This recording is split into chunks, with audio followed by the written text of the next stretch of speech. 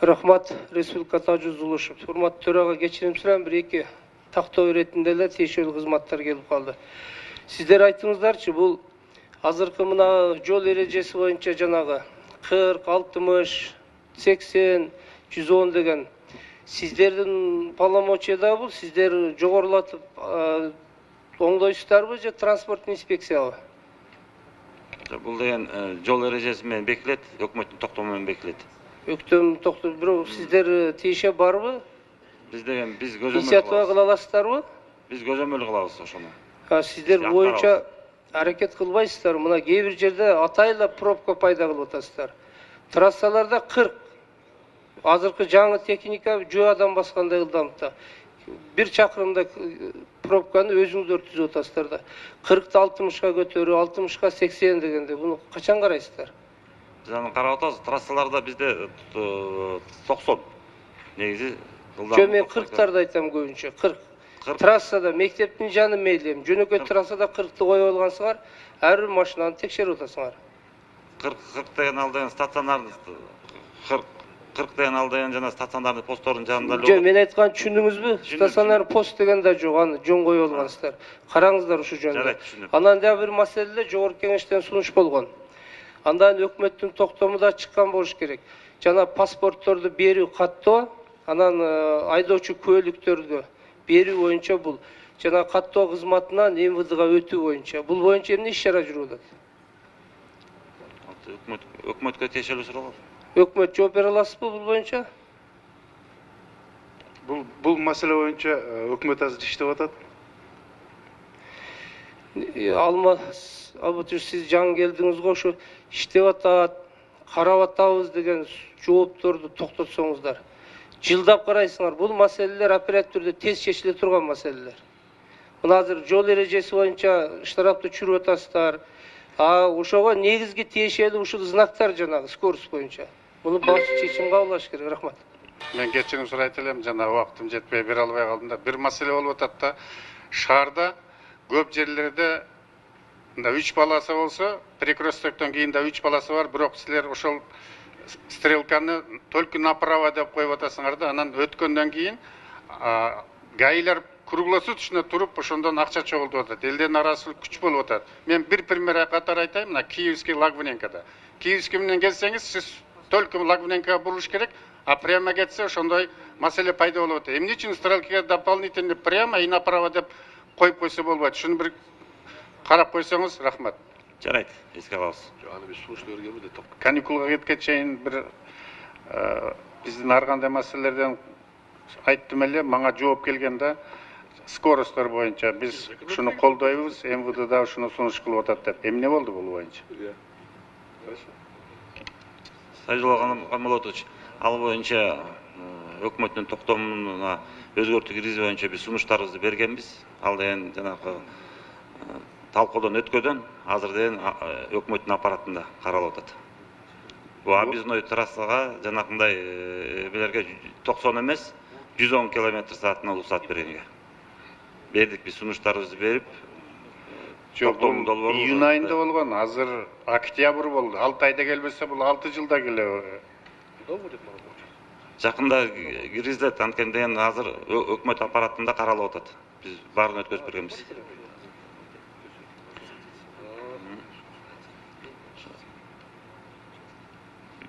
Азыр деген жанагы биздин жолдорубузду өзүңүз билгендей объездной жолубуз атайын деген парапеттер коюлуп туруп, ошолорго атайын даярдап атабыз. Ошо өзгөртүү менен кошо жолду да даярдап атабыз да. Жакын арада мен ойлойм өзгөртүүлөр кирилет. Эми негизинен штраф болуш керек, тартип болуш үчүн. Ансыз биз тартип кыла албайбыз. Азыр бир аз көбүрөөк болуп атат да, ошолорду ылдый түшүрүп, анан скоростторду ордуна келтирсек. Менде кийинки суроо. Ушул чырак жагып жүрүш күндүзү штраф канча бүгүн? Азыркы учурда экинчи категорияда 3000 сом. Жакпай жүргөн үчүн. Жакпай жүргөн үчүн. Ушул бүгүн бизге керекпи? Жетекчи катар кандай дейсиз? Ушуну биз деген ушу норманы азайтканга киргиздик. 3000ден 1000 сомго чейин. Пожелание жақпай эле жүрсө эмне болот? Ал биз лампочка чыгарган производительдердин кызыкчылык колдойбуз да.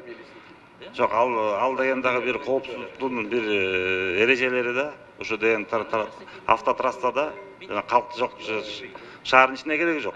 Ал деген трассаларда эле ближний светин күйгүзүп алып туруп айдаш керек.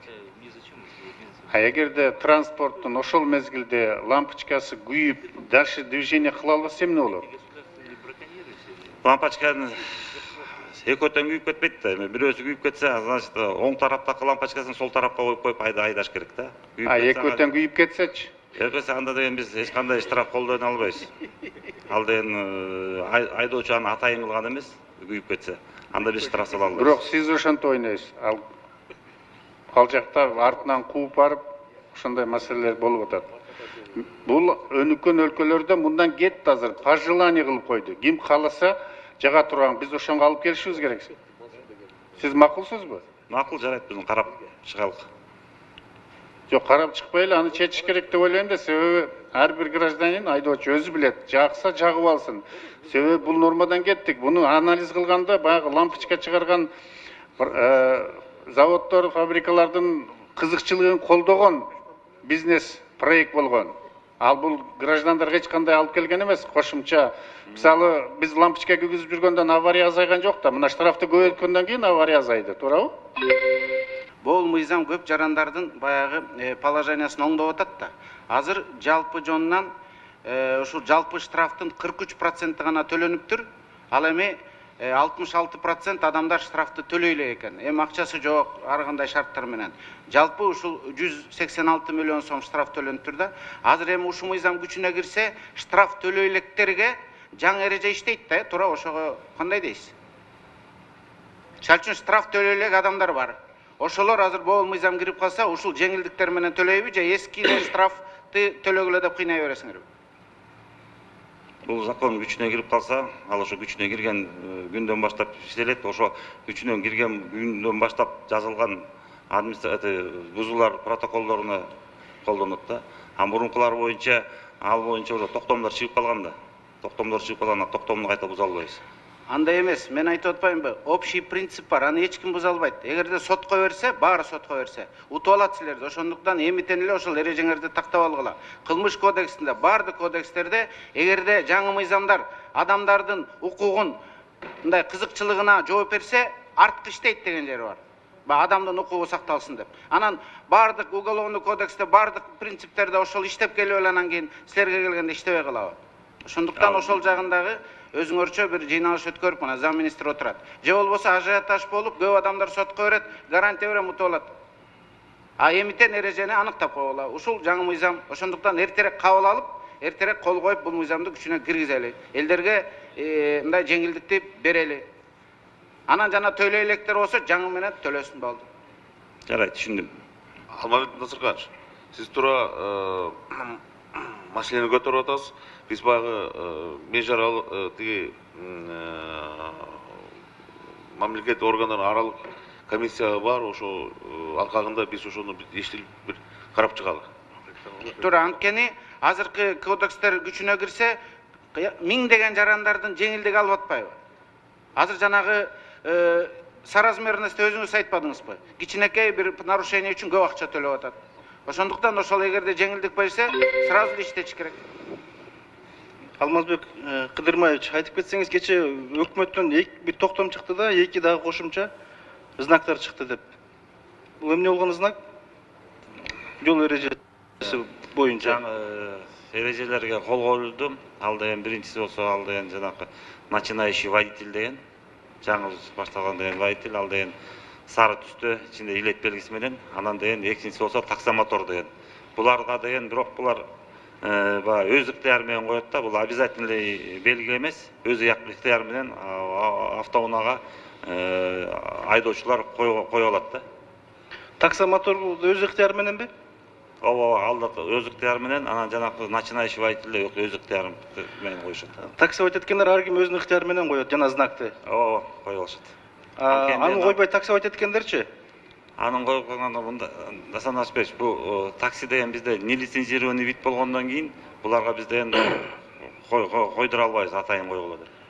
ошону эми элге мындай маалымат берип иштешиңиздер керек да. Жарайт. Бул боюнча да катуу суроо талаптар болуп атат. Кандай болот бул деп. Эгерде таксовать эткен киши ал патент алыш керек. Ал таксовать этип патент алгандан кийин жана знакты койгонго укугу бар.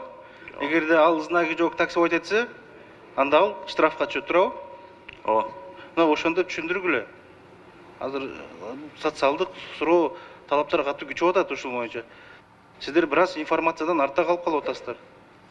Чыгып бериңиздер, пресс-конференцияны бериңиздер, түшүндүрүп, Жарайт. мисалдарды келтириңиздер.